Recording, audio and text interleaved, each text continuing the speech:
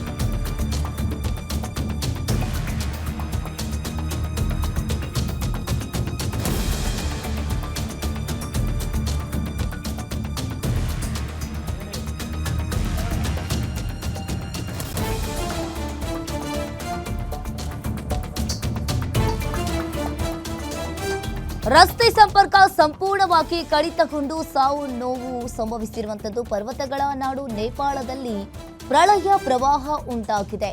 ಭೀಕರ ಜಲ ಪ್ರಳಯಕ್ಕೆ ಸಂಪೂರ್ಣವಾಗಿ ನೇಪಾಳ ತತ್ತರವಾಗಿದೆ. ಅರ್ಧಂಬರ್ಧ ಕಟ್ಟಾಗಿ ಕೊಚ್ಚಿ ಹೋಗ್ತಾ ಇರೋ ಮೃತದೇಹ.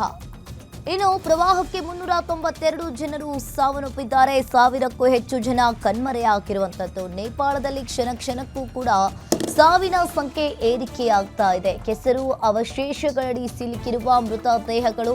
ಇನ್ನು ಒಂದ್ ಕಡೆ ಈಗಾಗಲೇ ಭೀಕರ ಜಲ ಪ್ರಳಯಕ್ಕೆ ಸಂಪೂರ್ಣವಾಗಿ ನೇಪಾಳ ತತ್ತರವಾಗಿದೆ. ಪ್ರವಾಹದ ವೇಗಕ್ಕೆ ಹಲವಾರು ಹಳ್ಳಿಗಳು ಕೂಡ ಕೊಚ್ಚಿ ಹೋಗಿದ್ದಾವೆ.